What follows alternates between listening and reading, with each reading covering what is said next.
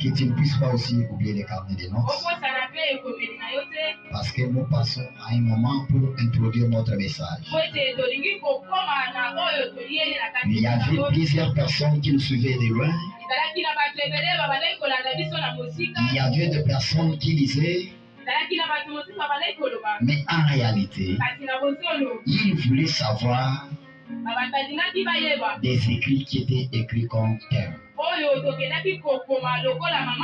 Parce qu'en lisant juste les thèmes, l'un de vous est un démon. La réalité en est que tout le monde a peur. Il y a aussi les autres qui viennent juste pour écouter.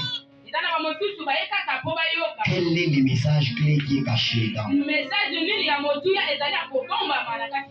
de vous est un démon. L'un de vous est un démon. Avant que nous puissions commencer, j'aimerais que tu prennes ta Bible. Nous allons lire un verset. Et c'est aussi ce verset qui va nous pousser à écouter de certaines choses. Daniel chapitre 3, le verset 13. Daniel chapitre 3, le verset 13. Est-ce que tu peux prendre juste ta Bible? Chapitre 3, le verset 13. Donnez le micro à l'homme de Dieu. On est tous debout. Un verset, Jean chapitre 6, le verset 70.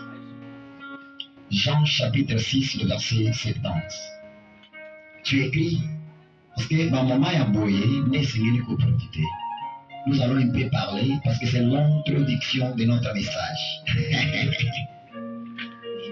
Le karma est nérébrable. Et parmi vous, il y a un qui est avec vous.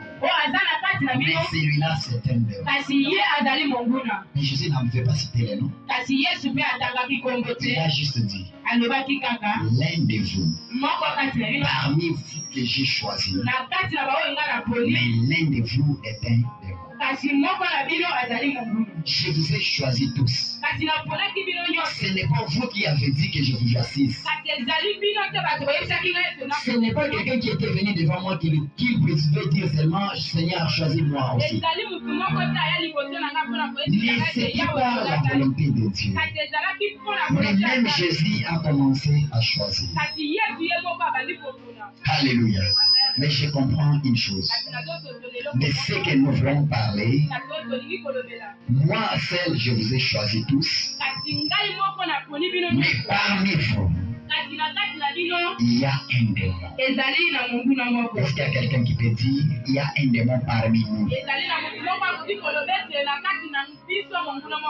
a un démon parmi nous. L'un de nous est un démon. Parce que Christ a dit l'un de vous. Les vous là, c'est nous. C'est pourquoi aujourd'hui nous disons aussi, parmi nous, il y a un démon. Alléluia. Lorsqu'on parle de l'un, c'est-à-dire il y a la majorité, mais les seuls qui priment, c'est celui-là qu'on présente. Mais il dit quoi? Vous êtes tous nombreux, je vous ai choisi, mais parmi vous, il y a un démon. Et lorsqu'il parlait ceci, il s'agissait de qui? Il s'agissait de la famille. Pourquoi j'aimerais parler de ça? Parce qu'en réalité, pour toucher à toutes choses, si l'un de vous est un démon, il y a quelque chose que j'aimerais ouvrir aujourd'hui. Puis aujourd'hui, c'est aussi l'introduction sur le thème qui est intitulé l'un de vous est un démon. Ceux qui écrivent, vous écrivez la famille. Des points. Mode d'emploi.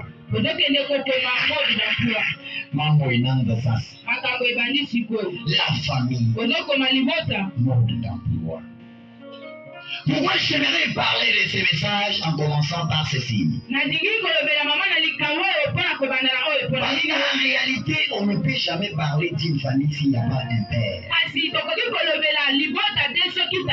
L'église, en réalité, c'est une famille. Les groupes, quand nous nous réunissons, nous devenons une seule famille.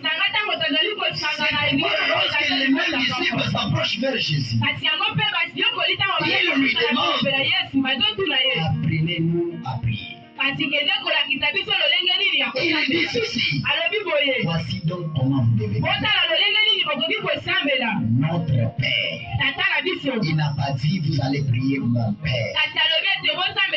Il a dit notre Père. Ce qu'il voulait dire, lorsqu'on veut parler de notre Père, nous sommes nombreux.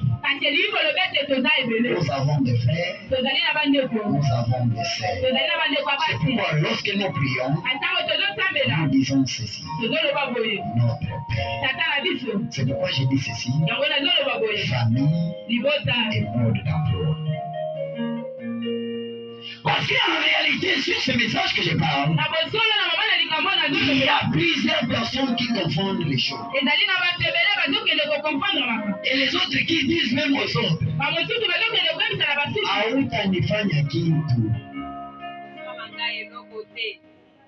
alléluia. Amen. Tu ne me feras rien parce que tu n'es pas de ma famille. Pendant que toi tu es chrétien, moi je suis chrétien. Nous prions le seul Père. Nous sommes liés par l'alliance. L'alliance qui nous relie. Nous avons un seul Père. C'est par que vous allez voir que parmi eux il y a des conflits.